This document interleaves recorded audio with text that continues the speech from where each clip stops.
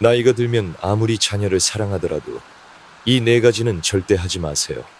프랑스 작가 빅토르 위고는 사랑하는 어머니의 파른 사랑으로 만들어져 있다. 그 품에서 잠드는 아이가 어찌 달콤하지 않을 수 있겠는가 라고 말했습니다.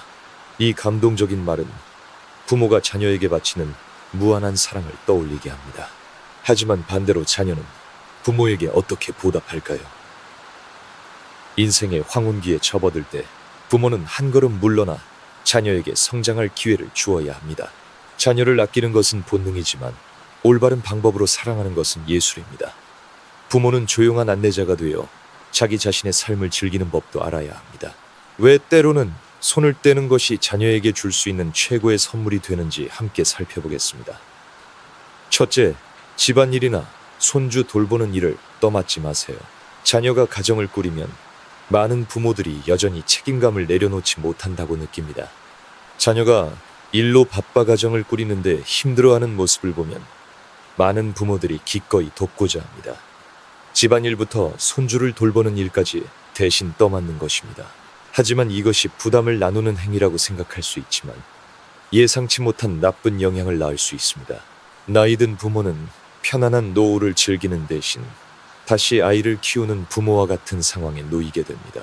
식사 재우기, 교육 등하원까지 담당하게 되어 젊은 시절의 고생이 다시 건강을 해칠 수도 있습니다. 더욱이 부모가 자녀의 역할을 대신하게 되면 자녀의 부모로서의 역할이 옅어질 수 있습니다.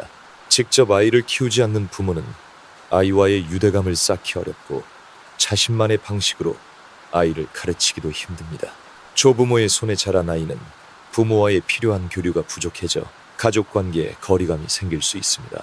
부모가 돕는 것이 양쪽 모두에게 편하다고 생각하는 사람도 있지만 실제로는 그렇지 않을 수도 있습니다. 자녀가 부모에게 지나치게 의존하게 되면 부모가 짊어지고 있는 고생이나 희생을 가볍게 여기는 경향이 있습니다. 둘째, 자녀 스스로 결정하고 자신의 인생을 통제하게 하세요. 많은 부모들이 자녀의 중요한 결정에 계속해서 간섭하는 습관을 가지고 있습니다. 학업, 결혼, 집, 구매, 직업 선택 등 다양한 상황에서 부모가 입을 떼곤 합니다. 이는 사랑에서 비롯된 것이며 자녀를 지키고 더 나은 삶으로 이끌고 싶은 바람에서 나오는 것입니다. 하지만 그것이 정말 올바른 사랑 방식일까요? 많은 부모들은 자신이 풍부한 인생 경험을 가지고 있기 때문에 자신의 결정이 자녀에게 최선이라고 믿습니다. 하지만 그런 지나친 관심이 너무 큰 틀이 되어 자녀에게는 답답하고 자신의 인생에 자유가 없다고 느끼게 하는 원인이 될 수 있습니다. 상상해 보세요. 인생의 모든 중요한 결정이 다른 사람에 의해 관리된다면 당신은 즐겁다고 느낄까요? 자녀도 마찬가지입니다. 부모가 개인적인 문제, 학업 선택, 결혼 결정, 집 구매 등에 깊이 간섭하면 자녀는 자신감을 잃고 자립할 힘과 성장의 가능성을 빼앗기게 됩니다. 부모가 자녀 스스로 결정하게 할 때 그것이 크든 작든 자녀에게 귀중한 교훈을 줍니다. 그것은 자신의 행동에 책임을 지는 것을 배우는 기회입니다. 물론 실패할 수도 있습니다. 하지만 그런 경험이야말로 자녀를 성장시키고 자립의 가치를 이해하게 하며 미래의 시련에 맞설 힘을 길러주는 것입니다. 다른 사람의 인생을 완전히 관리하는 것은 누구도 할 수 없습니다. 부모라 해도 마찬가지입니다. 손을 놓는 것이 애정이 없다는 의미는 아닙니다. 그것은 자녀가 자기 자신의 인생을 개척할 힘을 가지고 있다고 믿는 것을 의미합니다. 자녀가 스스로 결정할 자유를 가질 때 그들은 더 자립심이 강해지고 미래를 내다보는 힘을 갖추게 됩니다. 각각의 성공은 그들의 자부심이 되며 또한 부모가 올바른 교육을 했다는 증거가 됩니다. 한편 실패는 다시 일어서는 법을 배우는 귀중한 기회가 됩니다. 통제하려 하지 말고 자녀의 인생의 동반자가 되어주세요. 귀 기울여 듣고 이해하며 조언이 필요할 때만 제안하도록 하세요. 부모가 지배자가 되어버리면 세대 간의 거리가 벌어지는 원인이 됩니다. 사랑이란 얽매는 것이 아니라 손을 놓아줄 때를 아는 것이다 라는 멋진 말이 있습니다. 기억하세요. 당신의 자녀는 당신의 두 번째 인생이 아닙니다. 그들에게는 스스로 결정하고 독자적인 인생을 살아갈 권리가 있습니다. 당신이 손을 놓을 때 그것은 자녀를 내버려 두는 것이 아니라 그들에게 자립할 기회를 주는 것입니다.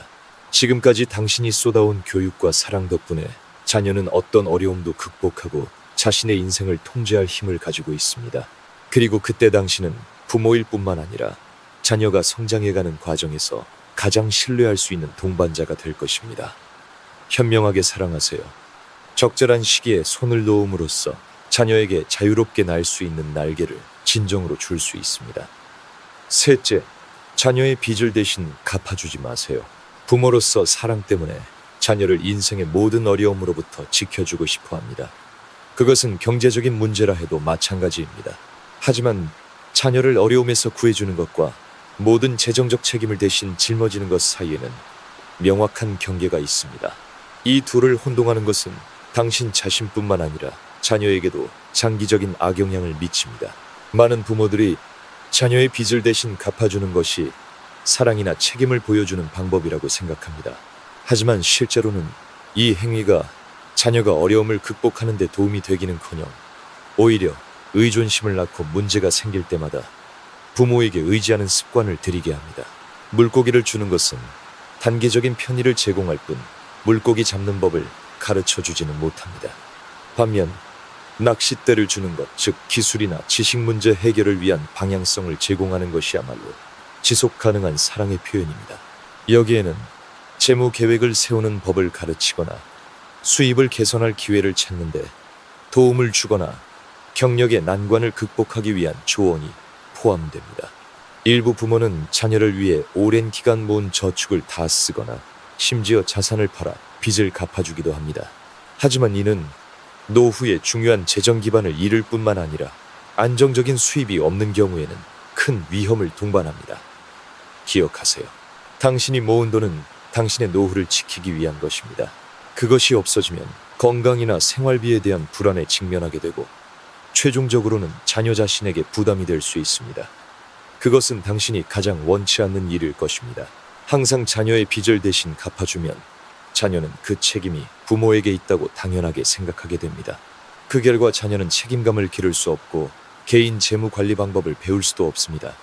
부모가 빚을 대신 갚아주는 행위가 반복되면 자녀는 또 빚을 지고 부모가 또 구해주는 악순환이 생겨납니다. 경제적 실패는 성장을 위한 귀중한 교훈이라는 것을 이해시켜야 합니다. 자녀를 격려하고 결과에 직면하게 하며 실패를 극복하고 미래를 위한 교훈을 배울 기회를 주세요. 이러한 경험이야말로 자녀를 더 자립적으로 만들고 인생에서 강하게 만드는 데 도움이 됩니다. 저축을 지키는 것이 자녀를 사랑하지 않는다는 의미는 아닙니다. 오히려 그것은 현명한 사랑의 표현입니다. 당신은 자신의 노후를 지킬 뿐만 아니라 자녀에게 독립과 자립의 가치를 가르칠 수도 있습니다. 기억하세요. 자녀는 올바른 지도를 받으면 재정적 어려움을 극복할 수 있습니다. 하지만 당신이 전 재산을 사용해 자녀의 빚을 갚아준다면 그 잃어버린 평안한 노후를 되찾을 수는 없습니다. 부모는 지지하는 존재여야지 모든 것을 해결해 줄 필요는 없습니다. 자녀가 조언이나 격려를 필요로 할 때 지원해 주세요. 문제를 분석하고 해결책을 찾도록 안내자 역할을 할 수 있습니다. 그리고 자녀가 빚을 대신 갚아달라고 부탁할 때는 분명하게 안 된다고 말해야 합니다. 이를 통해 자녀는 책임을 배우고 변화할 기회를 얻을 수 있습니다. 사랑이란 자녀의 모든 어려움을 떠안는 것이 아니라 자녀가 스스로 성장하기 위해 적절한 시기에 손을 놓아주는 것입니다. 당신의 재산을 지키는 것은 당신 자신의 안전뿐만 아니라 자녀에게도 귀중한 교훈이 됩니다. 넷째, 자녀의 잘못을 감추지 말고 스스로 마주하게 하여 성장시키세요. 부모로서 자녀가 실수를 저질렀을 때 많은 사람들은 보호하고 싶어하고 심지어 그 잘못을 감추고 싶어하는 경향이 있습니다. 이는 사랑에서 비롯된 것이지만 그 행동이 정말로 자녀에게 좋은 것인지 생각해 본 적이 있나요? 누구나 실수를 저지르지 않고 살 수는 없습니다. 좌절과 실패는 사람을 성장시키는 귀중한 교훈입니다. 하지만 만약 부모가 항상 뒷수습을 하고 자녀의 잘못을 계속 감춰준다면 그것은 배움의 기회를 빼앗는 것과 같습니다. 생각해 보세요.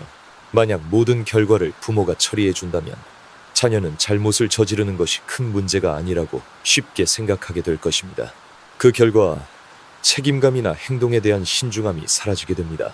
그리고 막상 부모의 지원이 없어졌을 때 자녀는 혼란에 빠져 실패로부터 스스로 일어서는 방법을 모르게 됩니다. 부모는 인생 경험이 있고 실패가 인생의 일부라는 것을 압니다. 하지만 자녀가 스스로 책임지고 일어서는 법을 배울 기회를 주는 대신 많은 부모들이 고통을 덜어주기 위해 잘못을 감춰버립니다. 이 행동은 사랑에서 비롯된 것이지만 실제로는 다음과 같은 큰 영향을 미칩니다. 책임감이 자라지 않는다. 자녀는 부모가 모든 것을 해결해 줄 것이라 생각하고 스스로 문제를 해결할 책임감을 갖지 못하게 됩니다. 시야와 자신감이 제한된다. 현실에 직면할 기회를 갖지 못함으로써 어려움에 대처하기 위한 자신감과 기술이 부족해집니다. 같은 실수를 반복한다. 잘못의 결과를 직접 경험하지 않기 때문에 같은 문제에 다시 직면하게 됩니다.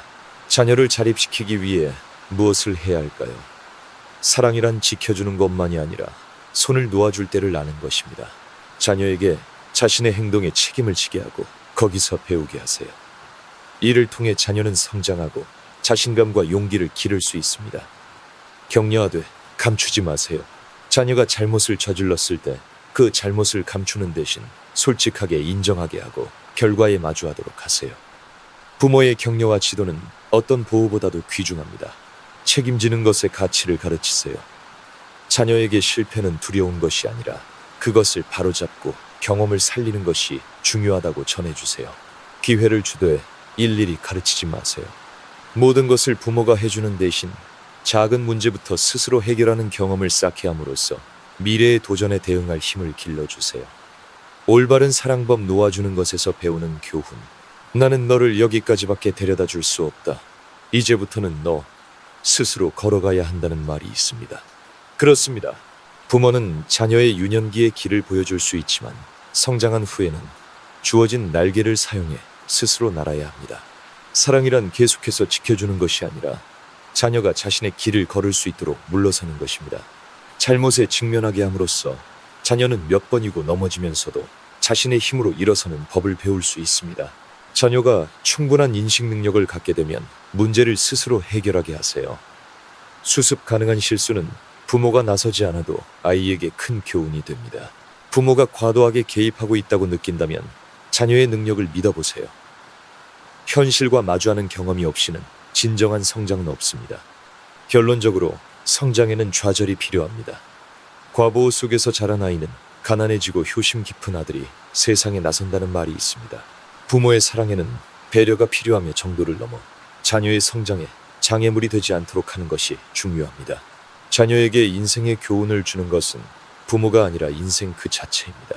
최종적으로 부모가 자녀에게 해줄 수 있는 가장 의미 있는 일은 자녀에게 스스로 날 수 있는 날개와 어떤 어려움에도 맞설 수 있는 자신감을 주는 것입니다.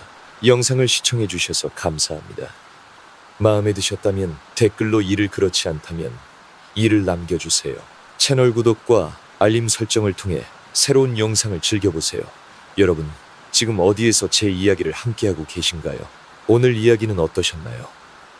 여러분의 생각이 궁금하네요. 어디에 계시든 무엇을 하시든 여러분의 하루가 늘 평안과 행복으로 가득하기를 진심으로 기원합니다. 혹시 여러분에게도 이렇게 나누고 싶은 특별한 사연이나 재미있는 이야기가 있다면 주저하지 마시고 댓글로 알려주세요. 다 함께 읽고 공감하며 이야기를 나눠요.